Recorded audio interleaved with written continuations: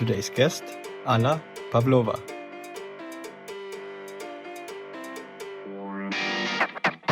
And what response rates do you usually get? For some roles 100%. For some roles is around 86, I think 85, 86%. One of the reasons why it's so high, the big name, that's one, when people know the company. Second, I really try to contact people with relevant experience. And personalization is always I really try to trigger people. Sometimes I put some kind of, very provocative subject about saying something about some games and some or finding something about this person on Twitter or Twitch that I can mention. So personalization gives me a huge boost of the responses. And I just spend the time. Yes, it takes time. It takes me a few minutes minimum to research the profile.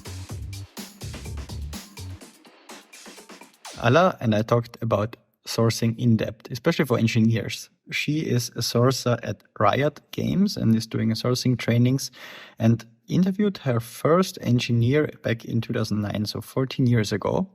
And we talked about everything outside of LinkedIn when it comes to sourcing, and even did some live sourcing. So if you watch the episode on YouTube or Spotify, make sure to check the video, because there you can really see and follow us on what we do online to get email addresses in a very, I would say, sophisticated way, and many more insights and tips in the episode. Enjoy. Then you can build trust, and then you can spend less time communicating and more time just getting shit done. Then I went home and thought about this sentence. We basically put it on the table. Hiring takes time. People are trained. How to objectively judge certain situations. It's very, very, very, very hard to change things. That was the learning. Entrepreneurs with empathy. To the people side. Hi, Alla. It is really great to have you here, because we met now 2 times at 2 conferences.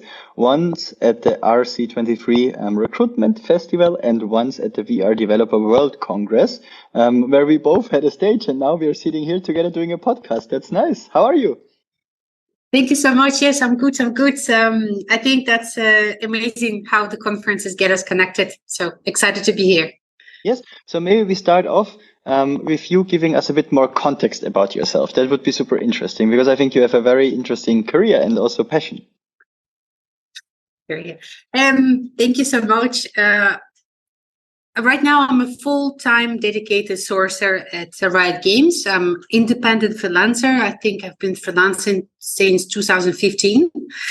But not a lot of people know how I ended up in IT. So I was dreaming to have a career as a lawyer, like to protect people, or maybe to put some people behind the bars. And I joined one IT company as a lawyer. And to be honest, they very quickly realized that I'm so bad with documents and so good with people. So at that time, it was my friend who was managing me, and he said, "Hey, really, just consider HR. So I think you will do great there." And I started slowly moving to the HR, and I interviewed my first PHP developer in 2009, I think. And it was an amazing experience. I felt myself as an idiot, complete idiot, because technology is everything. I didn't know anything. And it was a very nice experience. Since then, I interviewed, I think, thousands of software engineers. Worked mostly in gaming and product companies. I need to have some kind of connection with the company that I work for. So that's, I think, makes it much easier for me to be passionate and motivated, because I kind of care of the product that the company is producing. So, yeah. And what games are you passionate about? What are you gaming on for yourself? Of course, I play a lot of League of Legends, the main game that Riot created. But I also play Diablo 4, and one of my favorites is, of course, Final Fantasy VII Remake. So that's a 7 Part 2 remake. So that's like one of the best right now. There are so many games that's in my list that I need to play. I always played a lot of Nintendo back then with the whole Super Mario and Banjo Tooie Kazooie era. I love this. And I never played the games you mentioned, but I always then went a bit into Call of Duty when I was a teenager. I remember it was really nice. You can get addicted. You can, yes. You can find friends, and you can actually be well paid to play games. So yeah, it's a lot of fun. But yeah, it's. Are you also streaming? No, I don't. I think it's gonna really annoy a lot of people the way how I play. So I play with friends, and that makes it much easier. Yeah, but I don't stream, but I do watch streams of other players on Twitch and Discord. And does it also help you in your job when you understand the gaming world on finding great engineers in the gaming industry? Because I think it's also not so easy, right? Because it's a very specific niche in engineering. Yeah, I think a lot of candidates, as well as the recruiters who works in IT, they think that it should be something very special to move to gaming industry. In a way, I think it's a passion, like in understanding the different type of games, the different technologies that are used to create these games.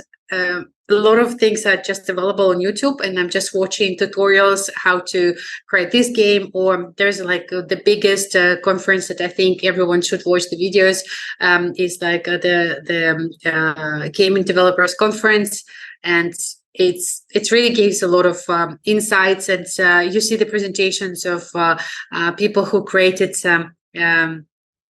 games like Doom, for example. You and I, we saw Joe Romero at We Are Developers, and he's a super nice guy, super open, talking about his failures and things that he would do differently. So, and the more I know about person behind the game, the more I'm actually curious to try it. Yes, and you also got a very experienced and advanced sourcer, I would say, and also you're really passionate about the topic. And maybe over the past, I think it's now more than 14 years, right? When you've interviewed the first software engineer, how did sourcing or recruiting for software engineers develop over the past more than decade? I think it's really developed since ChatGPT appeared. So it's became very different. I think I've been always dedicated to recruiter, but I always either didn't have a budget or something else to source the candidates. So I had to be creative to find my own candidates to bring them in the pipeline where there are not that many applicants. And so I quickly realized that sourcing makes me very powerful as a recruiter, and so very powerful in terms of negotiations with the companies and hiring managers. Because if I know what is going on the market as a sourcer, I can do the research, I can do the talent mapping. So it's really gave me instruments, gave me confidence, and having sourced candidates progressing in the pipeline. Oh yeah, that's really gives so much pleasure. To see that they get hired because you found them, you engage with them, and then you put them through the process. Slowly, I think I moved to complete like full-time sourcing gig. It's different from recruitment in a way that I don't talk a lot to people. It depends on the company. In some companies, you screen the candidates, and some you don't. And in a way where I see like what is great about sourcing and what has changed in the past decade is that we become more closer to the tech. And so we use an instruments that the software engineers are using, and it's making us more, again, powerful, and it's automate our routine. And in sourcing, we talk a lot about automation, about tools, and I think sourcers are the biggest suckers for the tools. Like if you ask any sourcer, like name a few things that are exciting in your profession, and I think that the technologies like using the tools will be one of them, like extensions. That's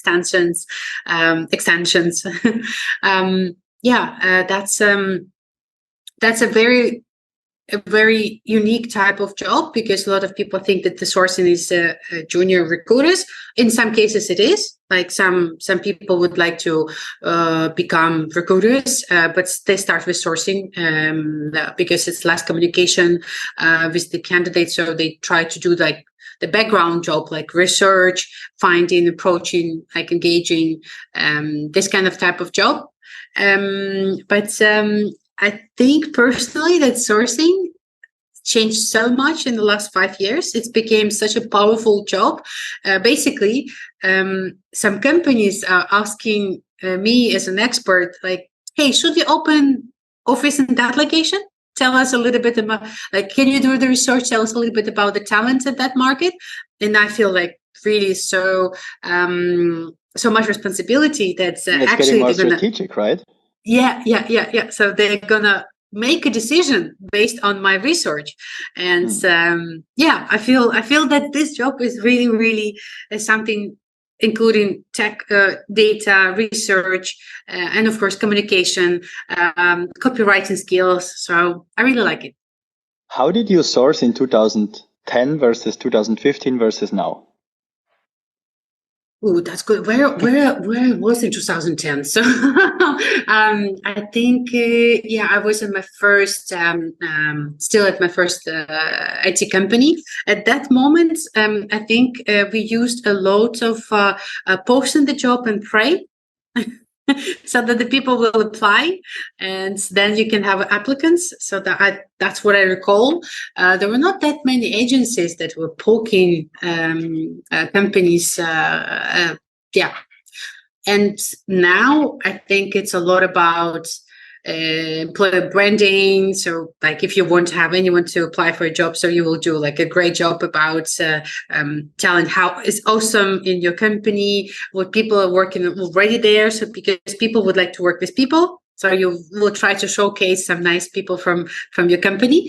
And I think my observation is that a lot of companies are really trying to look outside of job posting, like on LinkedIn or elsewhere, and they really go to the communities and they just join them and try to find a way to engage with the talent through these channels, like anything but LinkedIn. So I don't hate LinkedIn, just in case. I don't hate it.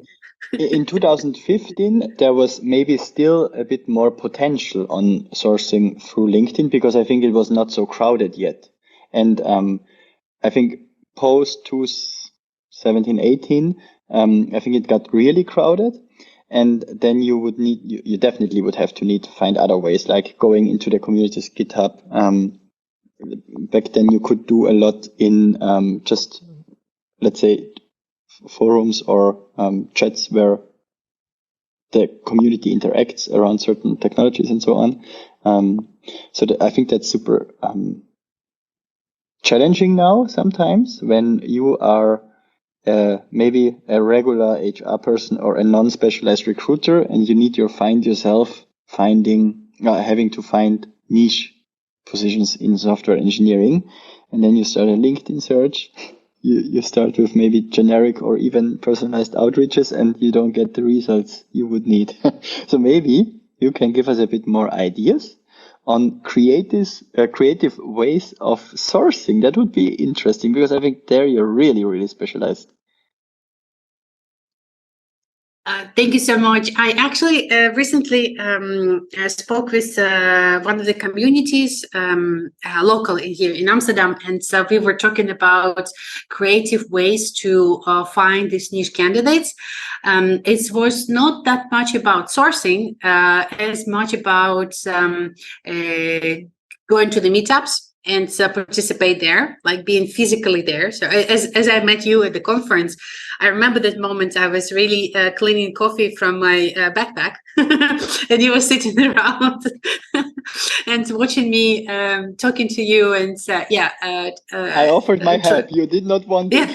Yeah, it was complete mess, but it's fun. So I get to connect on a personal level, and I think that's one of the really great advice, especially now after COVID. So we can go again and engage with the talents, and I see a lot of events happening. So that would be my first suggestion. If you really have time and opportunity, go physically to this event. Another amazing way that I found that you can do online, and I'm not sure what is your opinion on this one, Thomas, but what do you think about mentoring campaigns? So what I found interesting is that you already have someone great in your company. It could be CTO, it could be the hiring manager. What if they could go online and answer some questions for juniors, or they can be making themselves available for mentoring opportunities? And I find it also very amazing how people react on it, or charity events. So interesting enough, soon I'm going to have this experience with other recruiters from gaming companies. One of the Blizzard recruiters, he's organizing a charity event where he invited a lot of us from different companies, like a lot of us recruiters. And we're going to talk about how to start your career in gaming, how to start your application, CV, tips, and this kind of things. And, I see so many people signing up for that. It's a free event. You just can donate a little bit money. But if you could do that, it's really, really something that people remember. But yeah, let's do some sourcing, right? So let me look into I think also the mentoring aspect and so on, and also the community engagement aspect is super helpful. So sometimes what I saw that when there were some candidates that had maybe, I don't know, very relevant profiles for somebody to hire, then just going on their GitHub and committing to some projects from the, I don't know, head of engineering or another engineer, and then starting to collaborate. This can also be very creative ways. Exactly. No, this is a very nice point. So let me look into my mind map about the GitHub. So there are so many nice projects that are open source. And if your company is supporting open source projects, it's always great. Developers love this. And you can find a lot of people that do comments in there. So I think it's experiment, so I haven't done it before, but let me see if I can find something like that. So let me just so what I'm doing, I'm trying to look for the information on the GitHub. So it's X-Rain. So yeah, you're doing an X-ray search, right? And you just already pre-copied something what you use several times in your job. Yeah, so basically I cleaned it up. So I left only side GitHub Blocker report. This is the way how Google returns the results when you source on GitHub. So Blocker report is the word that you can see on every page on GitHub. I'm going to show it. But what I'm interested in, so if I can do open source, and I can see, is it like any project, anyone is mentioning that? So I really would like to see what type of the results I can get out of it. Like I'm mostly interested in seeing the people, right? So I'm going to see why this, open source HTML5 charts using Canvas text. So basically I found someone's profile. Maybe it's someone, maybe it's a company. I need to check it. It's always interesting. Yeah, it could be the company, could be the person.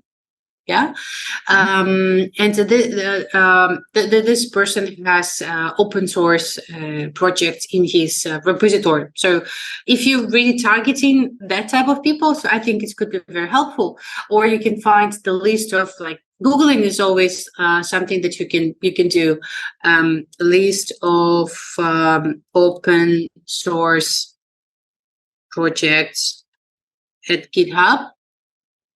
And then I will make a list of these people. So of course, I'm going to use the ChatGPT to help me to make a list. So that's very easy. So this is like the most popular GitHub open source. And then you can see, if there's any people who are really contributing and if they're interested for you, because it's also like really depends on who you're looking for. But usually I'm asking hiring teams or developers that already works in the company, if they can recommend me any project that I can join, so that I can really check the candidates from there. Dev2. So I would like to look into this as well. So Dev2 is a very good source for me for the inspiration in terms of like where to look for. So I will also do open source, and I'm going to see if they have any podcasts, people who are talking about it, and guide to open source contributions. So this is someone who wrote about it, and of course I'm going to really double check if where this person is coming from. Maybe location is not relevant for me, but still. Again, I'm using a lot of extensions. So candidate lookup by code is one of my favorites. So it's you just highlight the name, and you can see if you can find any social media of this person. So it's automatically open up, and my this is definitely this person. In case you like my show, please subscribe. I would really appreciate it. Okay, so you found some open source projects through dev.to. And then you looked for some people who contributed to certain open source projects. And then you tried to get their social media profiles like LinkedIn, GitHub, Twitter, or X. And then there you find other ways to reach out, for instance, right? Because I also remember that you had a really sneaky, and not sneaky in a negative way, but a positive way to find email addresses on GitHub through their commit requests. Yeah, very easy. Yeah, let me show you. So lots of times people, it's a very old trick, but it works like a charm still. So I hope it's going to still work. And there are a few things. I use Octo-HR as the extension that sometimes shows the email addresses as well, but it doesn't. So what I'm going to do, I'm going to really look into a repository that this person has. So it's forked. Forked, it means that the person copied this repository from someone else's profile. But this is also actually forked. Yeah, so what I need to find, the last commit that was done exactly by this person. So I see this person avatar, so should be doable. So I clicked on the last commit and I add the word .patch at the very end. So it should give me the email address. In here, we see that this person is using like no reply GitHub. So it means that I will not be able to contact based on this one, but I don't give up. So what I do, I continue looking into repositories. So I'm going to go back and look into the list at 25. So maybe I can find something in here. So a lot of things are forked. So, but the person also call out that he's contributing to open source. So it means that there should be some code left by this person. So let me see. It's done last month. So .patch. So you can open any person. So it looks like this person is probably not using the personal email address. Yeah, so this because way, usually the trick is, right, that if they are logged in on GitHub with their personal or with their email address they're active on, then when you patch the commit, then you get the email address from where the commit was done. Yeah. So basically, every commit done with using the email address. Most of the times, quite a lot of times, it's a work email address. So because people are using it for work, but this person is quite social. So I think there could be the way to find this person is using hash notes. It's actually also possible to source. I know, and there's even pages. Oh wow! So that's different. So my source and mindset is really right now is super excited because I can see, okay, I can find a way to source based on the pages. So definitely. What would you do with the badges? Pages probably going to help me to find this person in a way existing. So let me see. Yeah, I haven't tried Hashnote yet, but I would like to do so. I'm not sure if I can like very quickly create the stream. So let me try very quickly once, but I'm probably not going to succeed straight away. So let's see if it's given any pages. Yeah, so yeah, it's given. So you see, I use hashnote.dev pages, and now it's showing me profiles that have earned pages. I can add probably location or something else. I'm very jealous to people who are only looking for those like remote positions, because then you're like, absolutely, the whole internet is yours.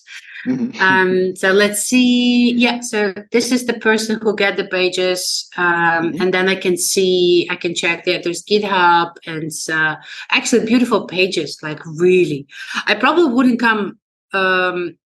Wouldn't see these people myself if I were just browsing on LinkedIn. So that's my point. So usually I spend like a few weeks on LinkedIn and then I go and source elsewhere. So I love it. So she mentioned the gold pages and HackerRank as well. It gives me another idea. So it's probably possible to look for people with HackerRank pages. And I also see that she mentioned that HackerRank is a software engineering evaluation tool, right? Where you can get tasks. Testing tool. Yeah, exactly. Tests for technical evaluations. Okay, that's interesting. Yeah, so you really can get creative, right? Because then you also know that they are also interviewed somewhere, maybe if they have.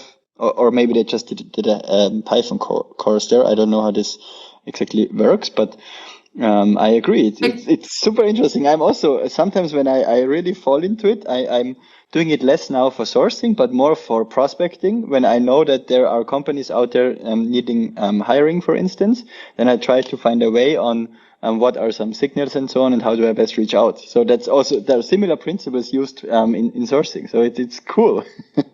Yeah, I mean, looking at this profile, it's given me so many ways how I can continue searching for candidates with similar profiles.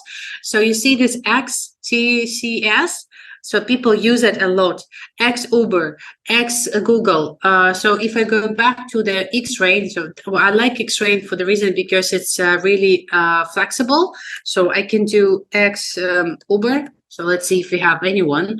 So this is I would like to see if people that I'm opening have this in their profiles. You see? So if I target specific company as my preferred company, then it's very helpful. So those are the people that's work in Amazon and Uber and other companies. So you can see also ex-Uber. Yeah. So maybe I'm working in some music production company and I would like to look for people who work in Spotify, because I think it's quite hard to headhunt people from Spotify. But if someone worked and left the company, so could be. For that, I always use Twitter as well, because Twitter is very flexible in terms of what you can do. So there is advanced search, and you can really do X Uber as well, and people put that in their profiles. So yeah, here's the advanced search, and you can I love Twitter so much, and I hope things gonna be well with Twitter with all the changes that are going on. It's one of my favorites. One question to Twitter: do you also use, or did you use follower rank? Yes, I did, but I don't think it's working anymore. So follower rank. Yeah, it's a very nice tool. Yeah, I loved it because, sometimes I had 2 to 3 names of very outstanding engineers, but we were not able to hire them because they just were not interested or had their own company. But we then put these 3 engineers in a location into follower wonk, and then you get a Venn diagram of all the people who are following them and who they are following. And then I got a list of highly targeted and relevant engineers that I would never found on LinkedIn or somewhere else, because it's dependent on the relationship they have with engineers where we knew they were outstanding or had a certain reputation in a certain project or industry or niche. And this was highly effective, because then I could also use the name of the other 3 persons, how I found them, as a reference to get a reply, and then just meeting them for coffee. Exactly. No, that's a very good strategy. I see that, Follow Wonk was acquired by Fedica, and I'm not sure if it's still free, because, I started to receive emails from this company, Fedica, saying, hey, you have like a few new followers, and these 2 bastards stop following you. And this is very, very funny, because they to know who is unfollowing me. So I probably need to create an account and maybe pay or anything. But I was like really kind of impressed in a fun way that they inform me that some people dare to unfollow me. So if you're interested in followers, I would say Twitter itself, if, for example, you don't want to pay or use Follow Wonk, you can find anyone. So let me make an example of my, this is the software engineer from, where is it, where he's gone, Bassem. He's a software engineer in GitHub. He has amazing stream that he does on YouTube, and like videos for education, etc., etc. So I can see his followers, and I can use Instant Data Scraper very quickly to get all his. Tool. It's free. Yeah, so you see, I'm getting like. A small hack also, especially for conferences, right? If you don't want to attend a conference or cannot maybe attend, sometimes it even makes sense to just buy the ticket and scrape the list of attendees. I mean, we developers have like, I think, 12,000 people this year. So are you dare to scrape them all? So you could, yeah. So, for example, I'm going to share, 12,000 people. So probably I will try to do it in a different way. So Instant Data Scraper is a very nice tool, makes it much easier. So if you go to the speakers, so you like, oh, this is all great speakers. So what you can do, you can also use Instant Data Scraper to help you out. So you see, there's the name, So, and it took me like seconds. So, And then you can really get it just in an Excel or spreadsheet, and then there you can also do a search function. Say, okay, I want all the CEOs. I want to have the CTOs. I want to have companies from a specific company, and then you build your list and then find an approach to outreach. And it's also then easy to get the email addresses, because it's usually a certain pattern, like first name dot last name at company.com, for instance. And then you can build your own email list and just need to run them through a validator, and then you can do outreach. Exactly. Do you use Phantom Buster? I heard of it, but I think I did not use it. So what's it about? So Phantom Buster is alternative also for scraping. It has different phantoms, it's called. So it's free for 10 minutes scraping. So 10 minutes, to be honest, it's more, if you have a good internet. So I think you can really scrape like 10, 15,000 of people. So you don't need that. I never encourage people to scrape like thousands of people. Go for a few hundreds of quality. So if you look, I also never advise to use LinkedIn, because anything like third-party LinkedIn tools, it's dangerous sometimes, because you could be put in LinkedIn jail forever. So you don't want to do that. So no. So scraping can work anywhere, but LinkedIn, no. It could work on LinkedIn, but I don't advise to use that. So, for example, it works really nicely with Twitter. So you can, as a way, as you said, someone really great, and you're interested in people who are following this person, then you can collect all the followers of this person, Twitter follower collector. So extract the followers of the Twitter account. So I'm gonna quickly show how to use that. So with the free version, you can only do one search at a time. So I'm gonna delete this one. And sometimes it has errors, but the way how it sorts, it's actually like scrape profiles from different platforms, like Twitter, Instagram, Facebook, GitHub, Slack as well. So it's very helpful. So I really recommend to consider this tool, because I've been using it almost on a daily basis for some diversity sourcing as well, because Twitter is really proved to be quite diverse in terms of things that you can find. For example, flag. You see, the person has a flag here, so you can find anyone if you're targeting. Let's say you would like to find people from Ukraine and, for example, I don't know, organize event, help them. So you see there's going to be people with this flag all over the internet, but you can add more keywords. For example, you would like to find anyone with Ukrainian flag and someone who is experienced with Python. And Alla, do you also have some hacks or strategies on diversity sourcing beside that as well? For instance, on I don't know, gender, ethnicity, or neurodiversity even. Do you have anything there? Because sometimes this can be really time consuming and hard. And of course it is, but it's also companies who prioritize it should spend the time in it, right? But do you have anything there? In a way, also communities are trying to really introduce themselves publicly, and using the flag as well could be something that I would do, right? To find some communities, but also I do Google first for the communities, so that I can, or for example, I'm looking for pronouns as well. Yeah, she, her. Yeah, pronouns are very helpful. So if I do that, let me see. I think I have a trick for pronouns.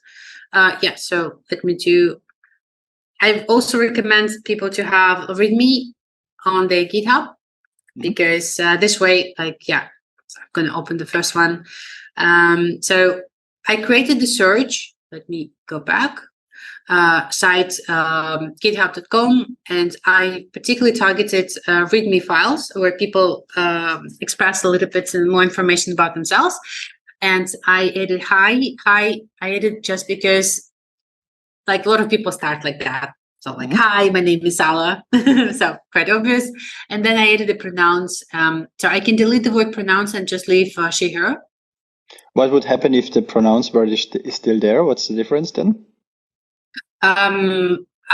It could be that in some profiles they just mention the she, her, or them, but they don't mention the word pronoun. So if I really would like to be specific, I will put things in quotes. If I'm more flexible to see more results, I would just leave them like that. Them, they. So I can see different ways how people express themselves, and I can try to find profiles, the real profiles, but I don't see here that much, but let me see. Alla, you also gave me a great statistic last time on GitHub that the number on engineers that are active on GitHub is higher than the number of engineers on LinkedIn. Do you remember the numbers you had in mind there? I believe it's 100,000 million developers. So GitHub active users, yes. 100 million developers across the globe. So it's an official number. So and how many did you have on LinkedIn? Because LinkedIn has a higher number of users, but the ratio of engineers is, I think, I don't know. I think it was like 28 million compared to 100 million. So LinkedIn. Yeah, and also the level of activity on GitHub is way higher than on LinkedIn, right? That was also an indicator then.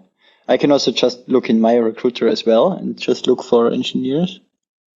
Yeah, so software engineers, it's 24.3. So, and I'm curious Okay. what's going to happen. Yeah, so, but it's like just, I believe it's like a registered professionals, but it's no guarantees of anything. So for GitHub, I believe it's also about registered users, but it's way bigger.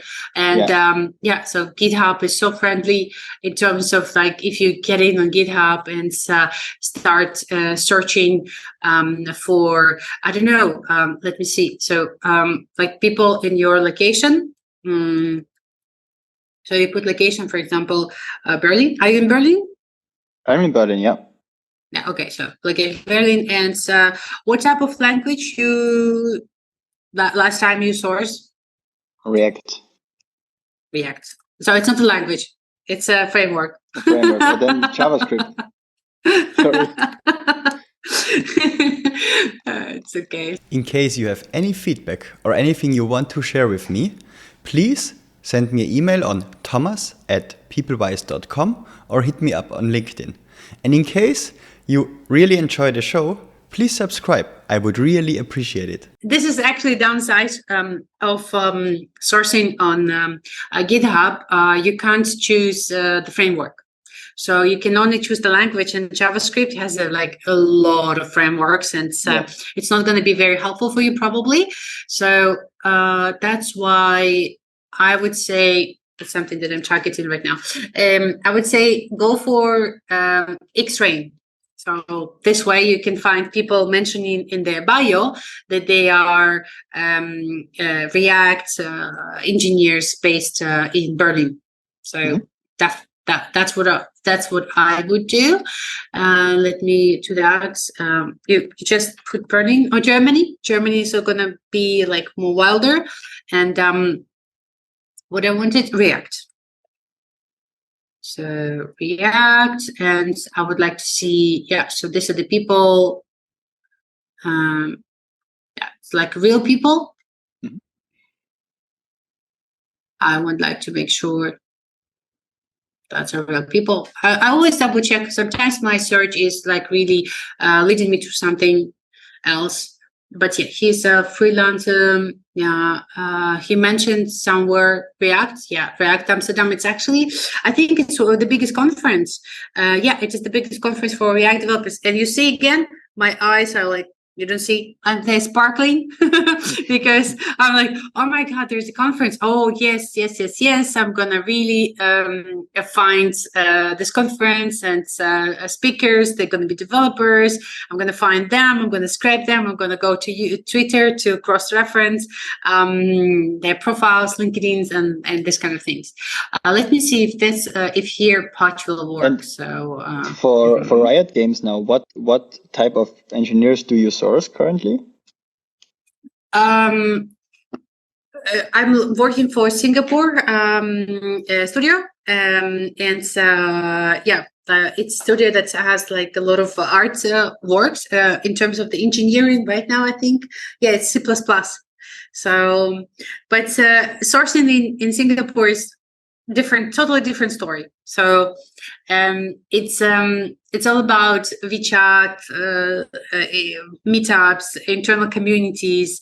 I think agencies has a lot of power there because developers, software engineers, they come to the agencies and they give their CVs to represent them. So it's very different than in Europe. I think most of developers kind of consider recruiters some kind of skimmers, or I don't know. So like a salespeople. So like if you Google recruiters and you will see like liars and this kind of things. I'm curious where it's coming from. There are a lot of, I think a bit of from the UK as well, because there is a lot of aggressiveness in the market, to be honest.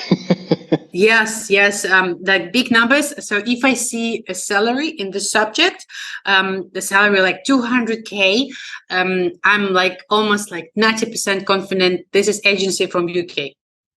And in most cases, I'm right. Yeah, it's true. So yeah. And it and when you now hire in Singapore, how much candidates can you find and qualify? I don't know, per week? So yeah, first of all, I want to finish. So you saw the patch worked actually. So it showed the personal email address of the person.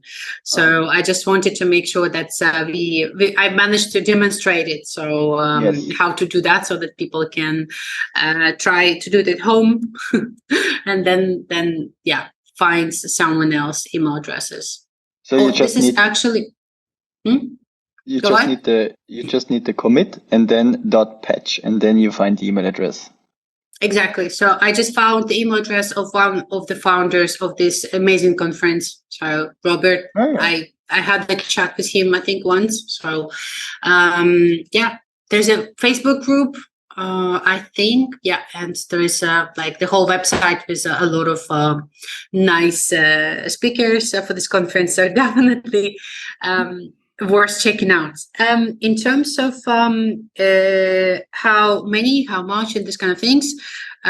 So I try to have some kind of strategy.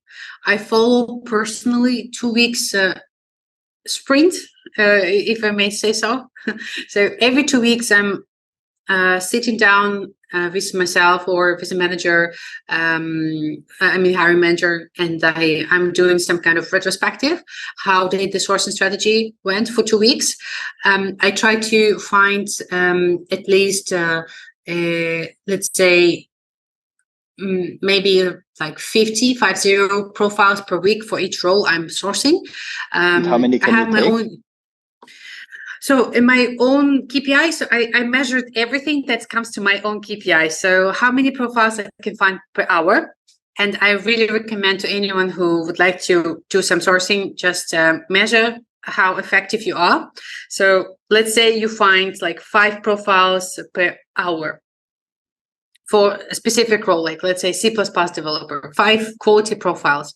Yeah. And if like, it depends how many hours you can source, etc. So, but you can put the goal for yourself to contact between 20 and 100 profiles per week. Why I'm saying 100, I do train sourcers and recruiters who would like to source, and I've noticed after maybe hundreds of trainings, hundreds of people being trained, that agencies specifically, they have quite challenging KPIs, and they're most of the times like daily KPIs. They need to find and contact like, I don't know, like 30, 40 or 50 people per day. And it's very, very big amount of people. And you have to probably have some kind of system organized to write the email, and maybe like to use tools like Mixmarks or Contact Out or Sourcewell or Gem to have this automatic follow-ups, because I think I touched like a big topic about personalization. That is super important, and quantity versus quality. This way, I would say I would not strive to contact a lot of people, but I will try to find the most relevant, the most profiles that I think could benefit from talking to the company I'm working for, to see if this role is going to make them happy. Yes. So, but I will not aim to do a lot of profiles per week. And what response rates do you usually get? For some roles 100%, for some roles is around 86, I think 85, 86%. One of the reasons why it's so high, the big name, like that's one, when people know the company. Second, I really try to contact people with relevant experience. And personalization is always like, I really try to trigger people.